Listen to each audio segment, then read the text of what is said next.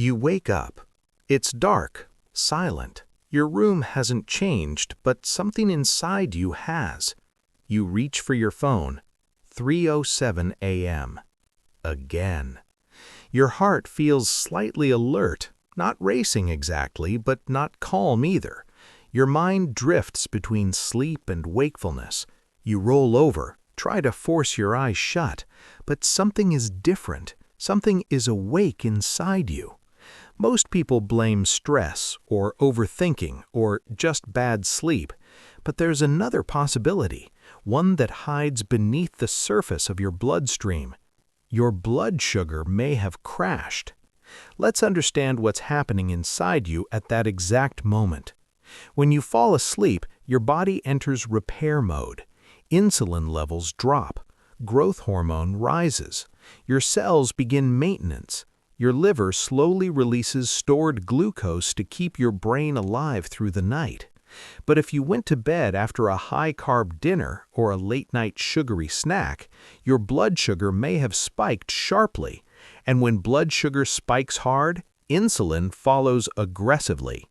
Insulin's job is powerful. It pushes glucose out of the bloodstream into your cells, but sometimes it pushes too well. 3 to 4 hours after you fall asleep, that earlier spike can turn into a drop, a dip, a subtle hypoglycemic event.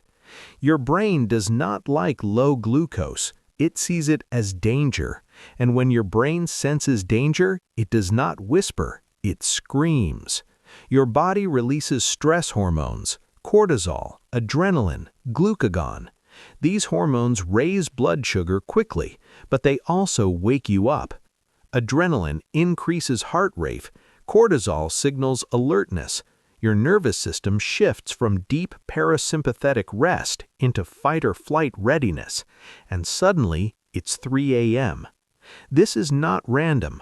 Between 2 a.m. and 4 a.m., your body is naturally transitioning toward morning. Cortisol begins rising in what's called the cortisol awakening response. If your blood sugar dips during this sensitive window, the stress response becomes amplified. You don't wake because you can't sleep. You wake because your body is defending you. If this happens occasionally, it's not alarming, but if it's frequent, if you wake at nearly the same time most nights, your metabolism may be struggling to maintain stability through the night. And this isn't just about sleep. Repeated nighttime glucose drops force repeated stress hormone surges. Over time, this pattern contributes to insulin resistance. Elevated cortisol at night interferes with fat burning. It disrupts deep sleep cycles, especially slow-wave sleep, the most restorative phase, which means you wake tired, craving sugar, reaching for caffeine, and the cycle begins again. Now, here's where it becomes even more interesting and more serious. Many people who wake at 3 a.m. are not technically diabetic. Their fasting glucose might even look normal. But stability and normality are not the same thing. A glucose reading at 8 a.m. does not tell you what happened at 3 a.m. Blood sugar variability matters. The swings, the spikes and crashes. These fluctuations strain your metabolic system long before fasting numbers rise.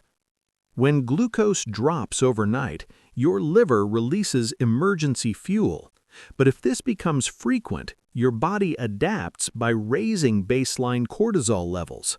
You may begin to feel wired at night and exhausted during the day. This is not insomnia in the traditional sense. It is metabolic turbulence. Think about what typically precedes a 3 a.m. awakening: late dinner, high glycemic foods, alcohol before bed, emotional stress, skipping protein, long gaps between meals.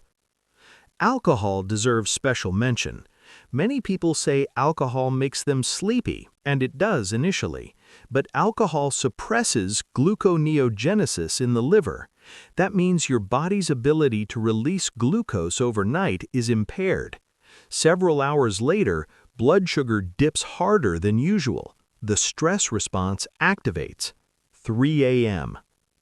If you notice sweating, vivid dreams, mild anxiety, or sudden alertness, those are classic signs of nocturnal hypoglycemia.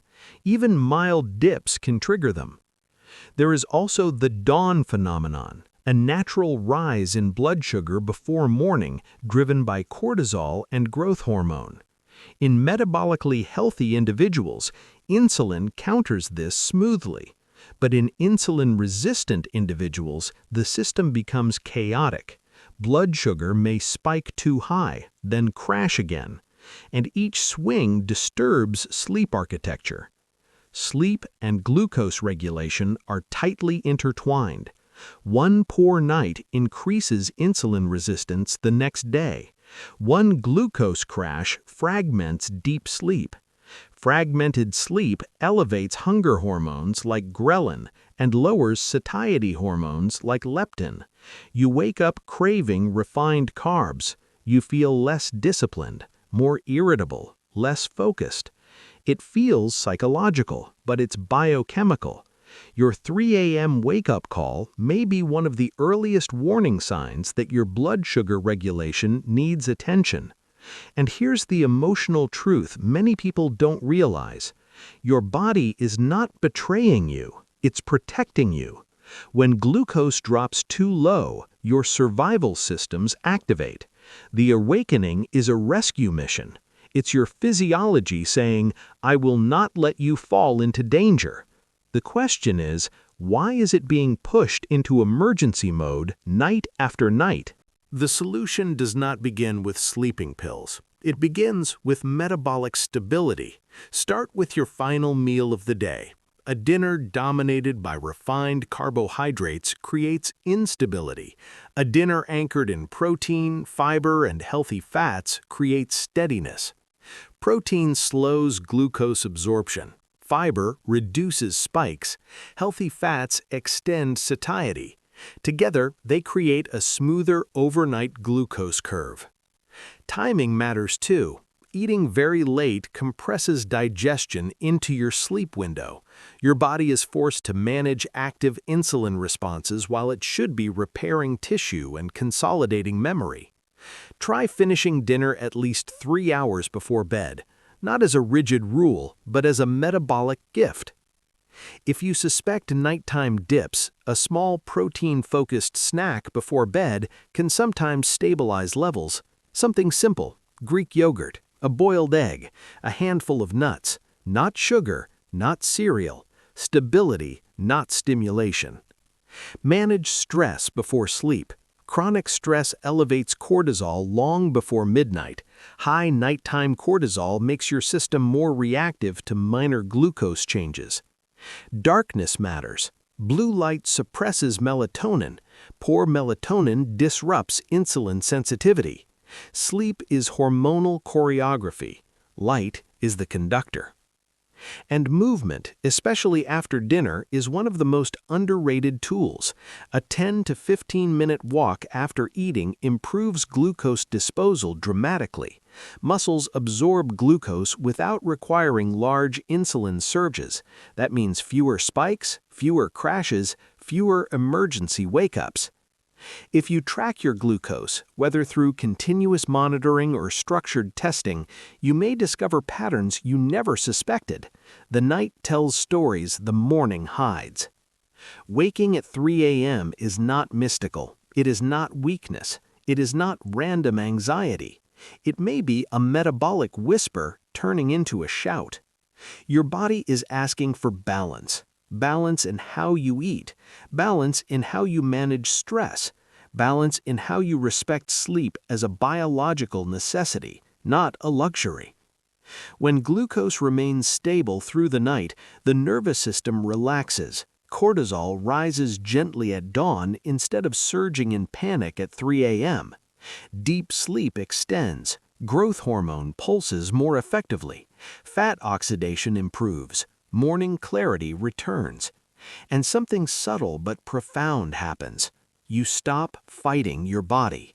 You start listening to it. The next time you wake in the dark and see 3 a.m. glowing back at you, don't just blame your thoughts. Ask what your bloodstream was doing, because sometimes the most important conversations in your health journey happen while the world is asleep.